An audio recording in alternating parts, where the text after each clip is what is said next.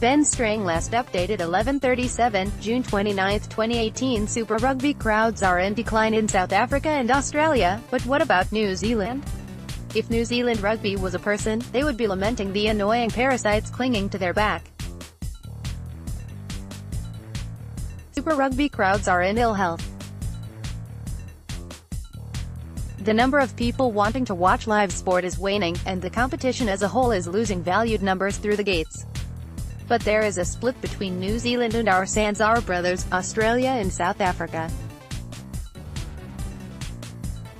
Kiwi crowds are on the improve, while our bigger siblings cling on for dear life. Crowd figures from 2017 highlight the difference between perception and reality when it comes to attendances for Super Rugby sides over the past 4 years.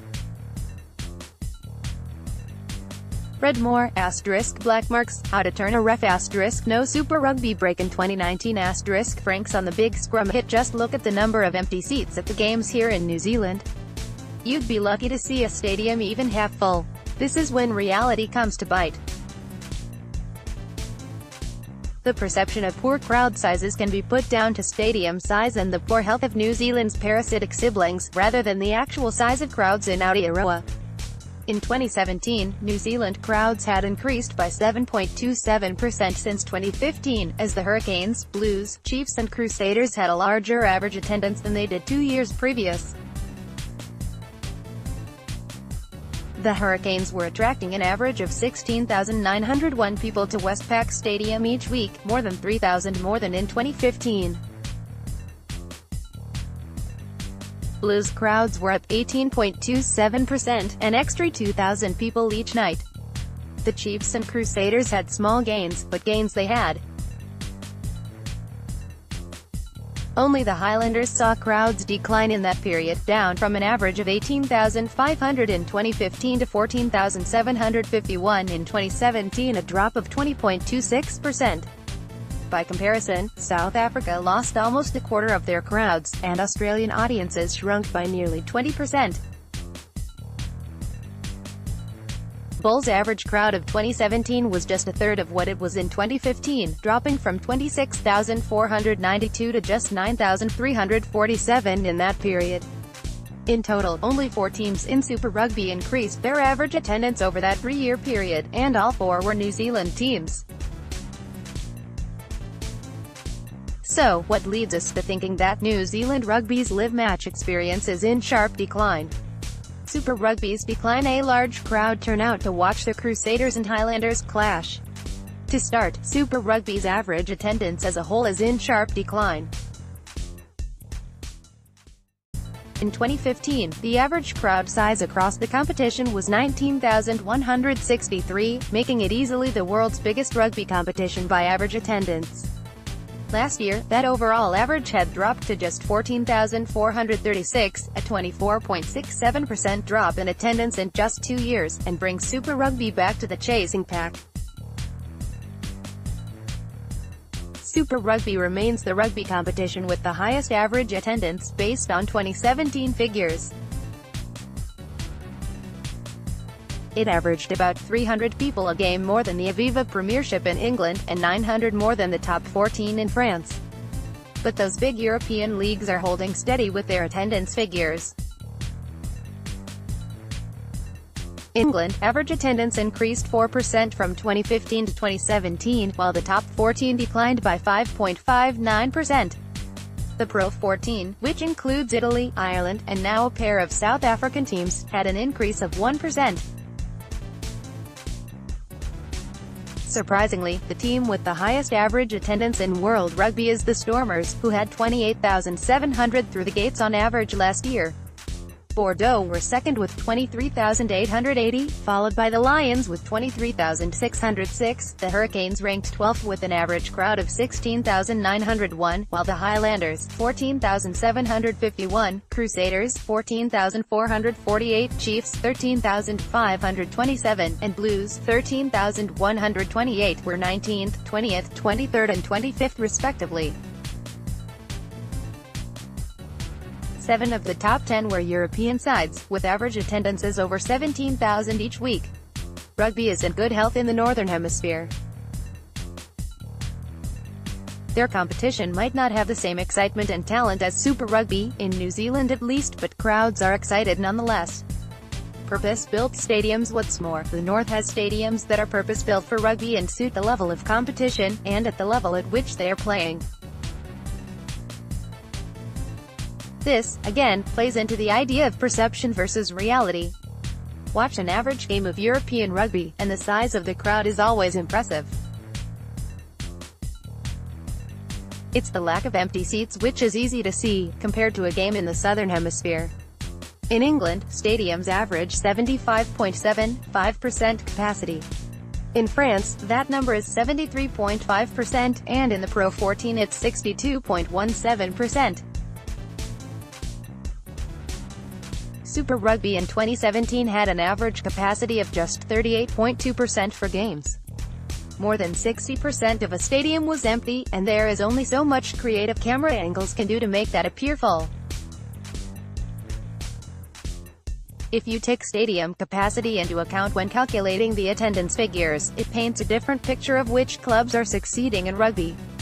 La Rochelle, for instance, boasts an average crowd of 14,891, which is the 18th highest on average in World Rugby. But with those figures, their home stadium of Stade Marcel de Flandre is 93% full for every game. Just over 1,000 seats are spare, and they'd be hard to spot. Glasgow Warriors are the closest to capacity week in, week out, with their Scotstoun Stadium 98% full on average. But with a capacity of 7,351, that includes temporary additional seating, their average crowd figure of just 7,186 puts them 50th of the teams in the top 4 rugby leagues.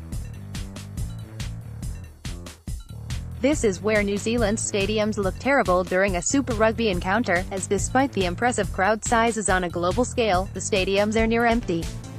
In Christchurch, the Crusaders can boast an average attendance of 77.68% in 2017, which is the highest in all Super Rugby. The next best was the Stormers, with their massive average crowd of 28,700 taking up just 55.3% of Newlands Stadium in Cape Town. The Chiefs, at 52.03% full on average, were the only other Super Rugby side with a crowd size above half of their capacity. Westpac Stadium was 48.99% full, Forsyth Bar was 47.97% full, and Eden Park was just 26.26% full during your average week of the 2017 Super Rugby season. To think, most of those numbers are improvements from 2015. At that level, the Blues have the 4th emptiest stadium of teams in the top 4 leagues, as Super Rugby sides take the bottom 9 spots.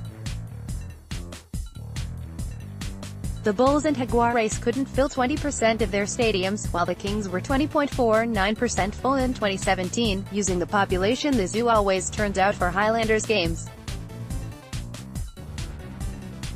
The final thread to the crowd size debate is that of the surrounding region. Europe has a total population of 741 million people.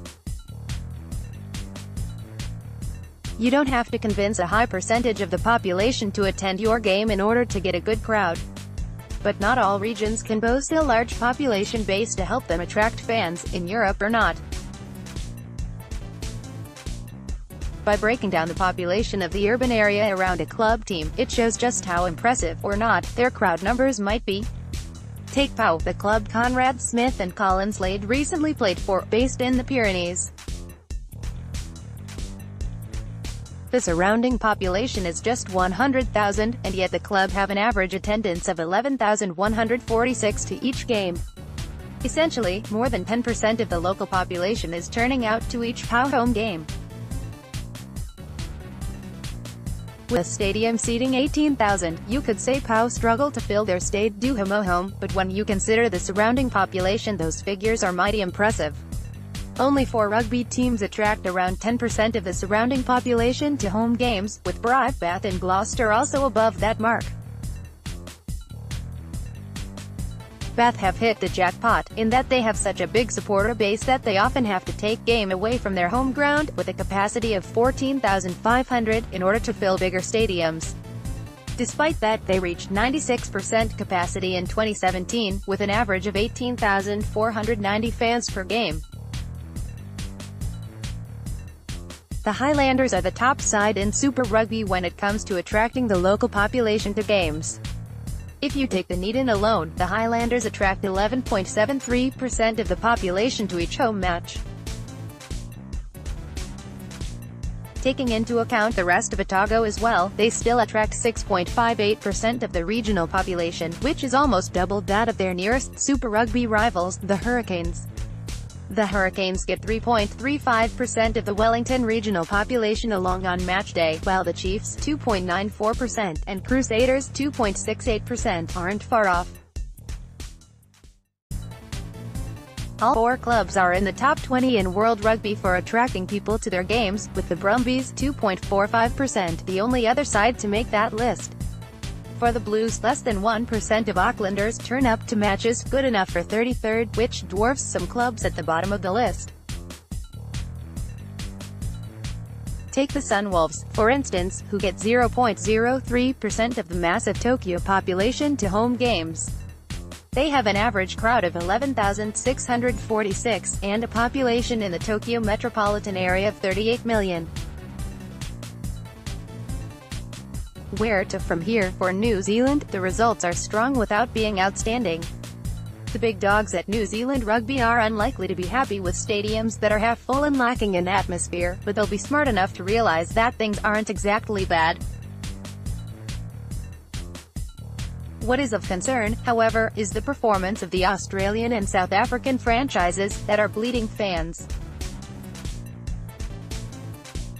Motivating their audience to return and watch games live won't be an overnight thing, and may be a consequence of New Zealand's success. Part of the excitement of watching sport is not knowing what will happen, but over the past few years it has been increasingly obvious that this competition is a battle between the Lions and the New Zealand franchises. Where's the excitement in that? It's not that it isn't worth watching, because the quality of rugby has never been higher. It's the motivation to watch in person has gone. Television viewership figures for Super Rugby in 2017 are impressive. At the end of the regular season, New Zealand's cumulative viewing figures hit 10,352,800. South Africa led the way at 26,625,585, which is understandable given their population base, but disappointing was Australia, which had just 4,236,000 viewers for Super Rugby. Taking in the Argentinian and Japanese fan base, the total cumulative figures were 42,561,637 for Super Rugby, and if you include European viewers through Sky UK and Canal in France, more than 50 million people watched Super Rugby in 2017. Those numbers showed 370,370 people were tuning in to watch the average Super Rugby game. The Aviva Premiership, meanwhile, averaged about 375,000 viewers per game for the 2016-17 season, the most it had gained since BT Sport took over coverage of the competition. Super Rugby, clearly, is a great product that attracts impressive viewer numbers. The only real area of concern is New Zealand's parasitic partners. How can Super Rugby nurture them and get them back to full health? Stuff.